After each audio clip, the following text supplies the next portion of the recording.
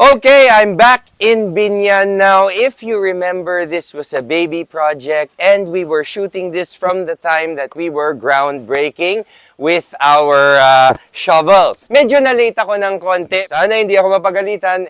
Nanak na ako dito. I'm sure nandito na ang may-ari. Hirap maging late.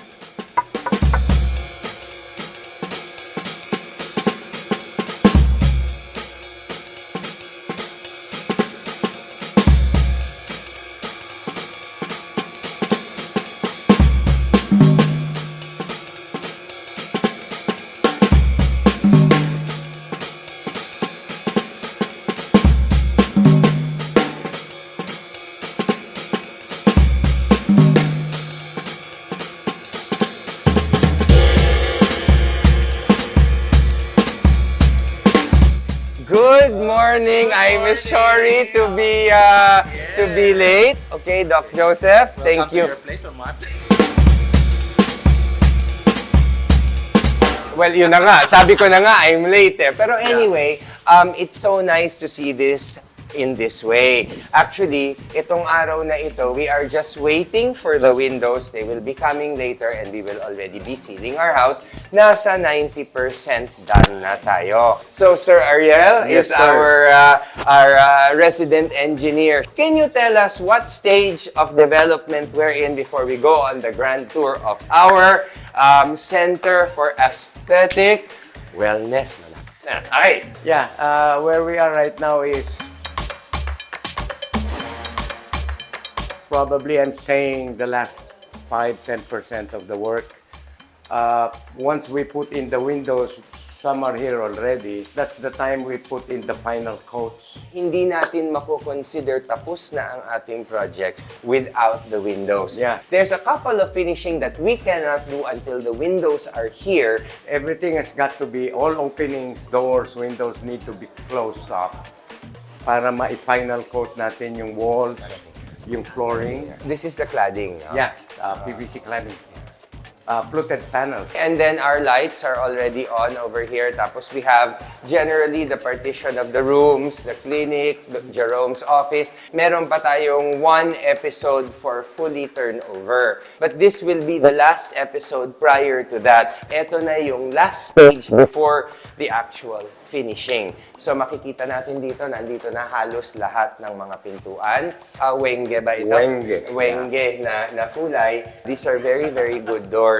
We wanted yung para bang a little bit more soundproof because this is the clinic consultation area. Okay? As we go now, makikita natin ito na naka-sliding tayo. Bakit? Because syempre, ang ating second floor is a residential. Pero ayaw naman natin magmukhang multi-purpose yung ating structure. Pagka ito ay nakasarado, walang hint na meron akyatan. So pagka-clinic ito, clinic is what it is. Now, when we, let's say, in a higher structure, right, Engineer Ariel, in a higher structure of maybe 7 or 8 floors, this is where we would put the elevator. Tama?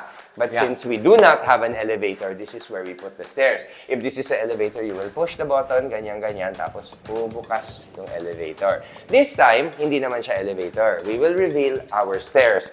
Ito ang request sa akin ng owner noon pa, way back, 9 months ago, na maging mosaic Mediterranean look itong ating risers ng stairs. Bakit? To give nga the effect that this is a clinic and when we enter this door, it's gonna be a whole new world when you're doing something for anybody. Although you may have your own ideas. And I was generally given the approval to choose general colors. Yung effect kasi, i-integrate mo yung personality ng titira. Kasi sila ang titira dito eh. Bilang contractor, it's just our job to get it done the way the owner wants it, but we will not be living here. So sa mga ibang mga architects dyan, please be flexible with what your client wants because although you have a basic design, you also have to put into consideration hindi naman kayo ang titira. So a gentle reminder for some. Sige! Akyat na tayo. So maganda ang natin.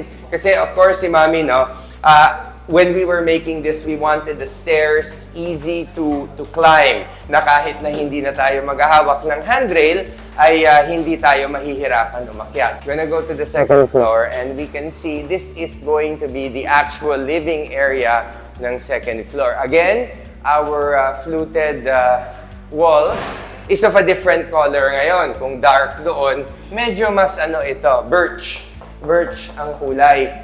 So para bang mas malinis, mas residential. Yung sa baba, mas commercial corporate because that's what it's for. So the second floor, you see we have high ceilings, medyo ito yung cove natin dito. Maglalagay tayo ng light sa loob. Tapos of course, I know si Mommy likes to cook, no? Kaya kailangan importante na maganda yung counter niya at saka malapad. Integrating also kung ano yung gusto ng lola ko in this sense. Buddy, let's see your master's bedroom. Okay, you give me na lang a tour. Ikaw na muna kasi syempre this is your room. This is the hallway. Okay. Very spacious. Now, we made the design in such a way, it's very so when you wake up, you can look at the outside. That's why the windows are perfectly built big. Diba? When Ariel and Gary was talking, we make it we make it big. So this is like a different type of... para bang it allows natural light. True. Yeah. Master's bedroom, makikita natin dito, is a different color. Ito, ang ginawa ko sa master's bedroom to sort of like give it a distinction from the hallway. The hallway is beige, your room is a little bit more grayish silver. Now, this color is a konting tweaking na higher up than downstairs. So, yung pinaka-lightest ng design ng silver na tiles natin will match the wall. Okay? Kasi kung i-beige natin rin ito, magkakaroon siya ng color contrast, which is hindi naman natin gusto for a master's bedroom. And this is the walk-in closet. Because maraming damit si Dr. Joseph, marami siyang sapatos, marami siyang accessories. Hindi naman kasi ito pwedeng ilagay sa kwarto kasi wala na siyang ibang magagawa. So, eto ngayon ang ating walk-in closet para sa mga damit. Yon. So, dito, may cove din at saka may center light dito. So, once again, same treatment, okay? Since this is a multi-use na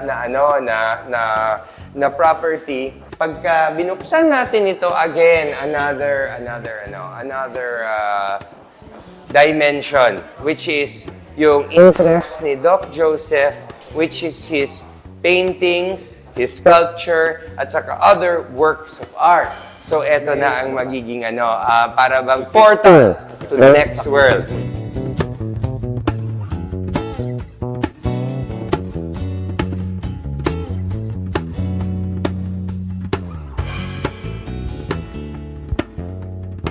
Yung third floor, kasi has a very different look.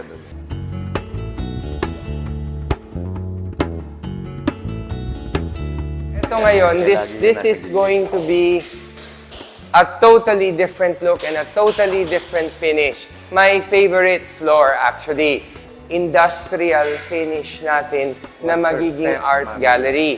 Itong kasi industrial finish na ito, there are a couple of advantages dito, di ba, Sir Ariel? Yes, sir. Number one, it maximizes the height of the ceiling. Yes, And since we are already on the third floor, wala nang anything on top eh. So para bang there's no weight anymore.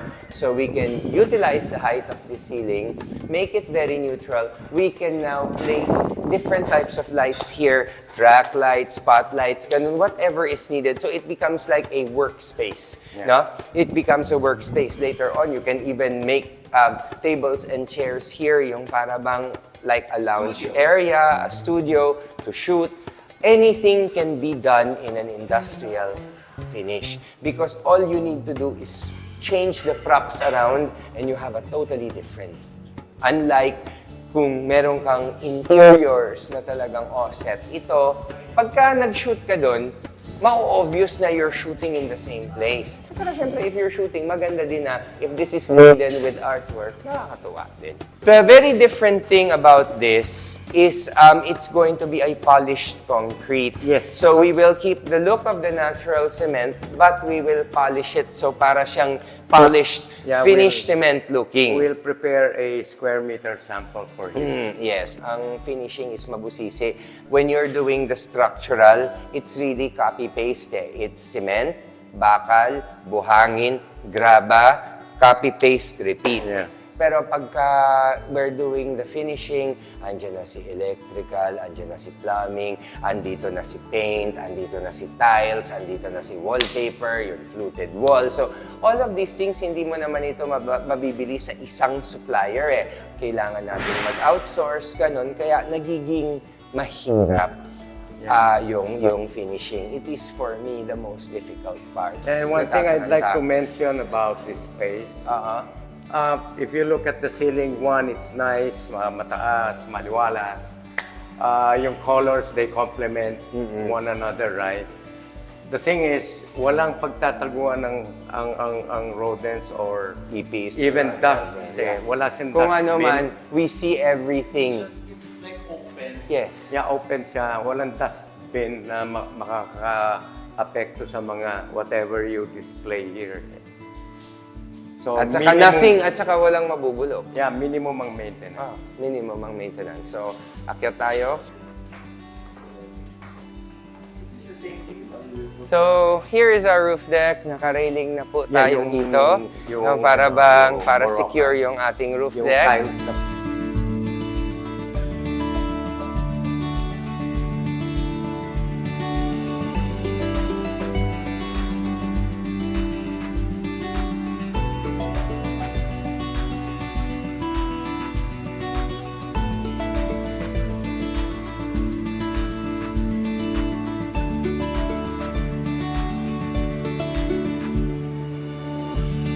Okay, so to wrap up the whole thing, nandito tayo sa second floor, dito sa residential area. Andito ang aking mga boys of summer.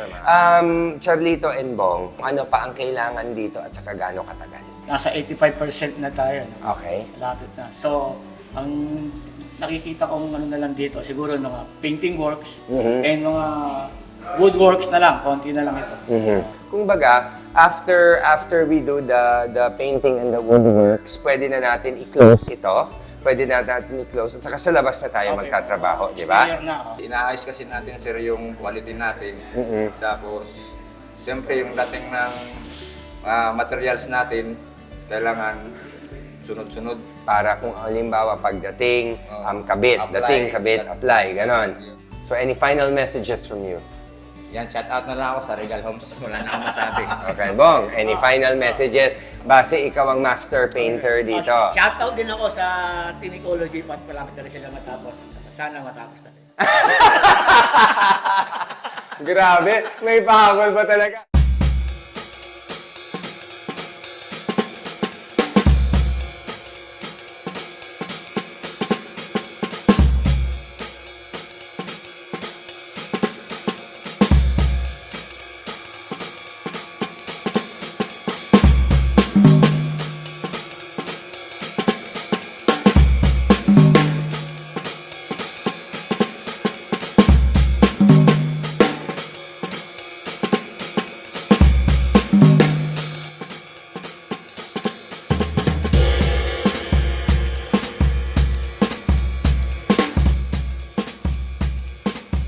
Ito naman, as the owner and as the final finisher, we talked about structural, we talked about basic finishing. Now, can I ask, ano ang may expect natin pagka sa interiors naman? Off-cam, you were saying that here under the spotlight, we will have a display case because this is where in the clinic. Ano pa ang, these are where we will put our products. Yes, we will have a cabinet that we will put all the products that will be sold to our patients for display. And the machines body will be Which is the machine room. Both. Both are machine Right. rooms over Because here. there will be 2 machines coming in, hopefully around July or August, because they are on transit. They are on transit. The machines are European, German. State of the art? Yeah. State of the art. Are they better than the ones that are We have available in other clinics, in other hospitals? Yes. Mag-generalize na tayo. It should okay? be because you'll be one of the Ah, ganun ba endorser. yan? Okay. Yes, Okay, okay, it's it's one better. of the kind, and it's already high grade. Okay. Meaning it has been upgraded to its usage. So in other words, if we want to avail of this type of technology, this type of quality treatment, we have to come Only here. Only here. And in this location, di ba? In this location. No other clinic that No you other service. clinic. Kung Yes. baga kailangan dito Kailangan talaga. dito talaga. So, they can consult in other clinics, pero yung treatment will be done dito. Yes. So, these are the machine rooms. Saan po yung treatment? The machines are outpatient. Oo naman, yes. Meaning, We don't have naman. you come in, you do your session, then you go home. We do not have the facility to let the patients or the clients stay in the recovery Okay, room right. or like Kung stay ganon, in- kung ganon, iba na yon, ibang treatment. Yes, That is for oo, hospital right, because we oo. do not have hospital facilities. Yes. But We are a what's clinic. nice, the nearest hospital in Binyan, which is Perpetual, is collaborating with us. This will be a outsourced male wellness I see. center already. Okay, So in we're other- just waiting for the memorandum of agreement with Okay. them after all these things. So we are really expecting a lot of exciting things True. with what we're True, doing. true. So is it safe to say this is just the beginning? Exactly. And with that, With that, thank you very much, Dr. Joseph Lee, for allowing me to be a part of this dream, and for their family, of course, for Ma'am Nifa, and of course for Sir Jerome also, for allowing me to be able to be part of making these dreams a reality. actually, this is a realization of what we discussed. Many moons ago. Many moons ago. With Diego, with Angela, Yes, and exactly. We're just laughing at on the table, and then si Troy just passed by. I remember nung time na yon. And now we are Exactly. here already in the final finishing stages. And as an owner and as a friend of yours, okay, the trust is well knitted Oo and naman. bounded. And second, it's a learning thing for me because as a medicine man, I don't know about those liposuction, whatever, the Yes. timeline. Marami rin naman It's a akong- learning and very nice, passionate thing building this structure because at the end of the day, it's not only what you say, building the dream, but learning on how to build the dream. Yes, and everything else that goes with it. Marami kasi tayong mga emotions na na-invest dito. We've had many meetings, yung planning, especially choosing the materials and stuff like that. So para ba ngayon, marami pang magbabago dito. Lilinis pa ito, of course, mapapolish pa ito. Hindi pa siya finished. Kaya lang, at least kahit papano ngayon, nakikita na natin yung basic outline. Right. So with that, abangan na lang ang susunod na kabanata, and magkikita-kita po ulit tayo dito sa blessing natin na nandito na ang mga machines. Sige pa, maraming salamat.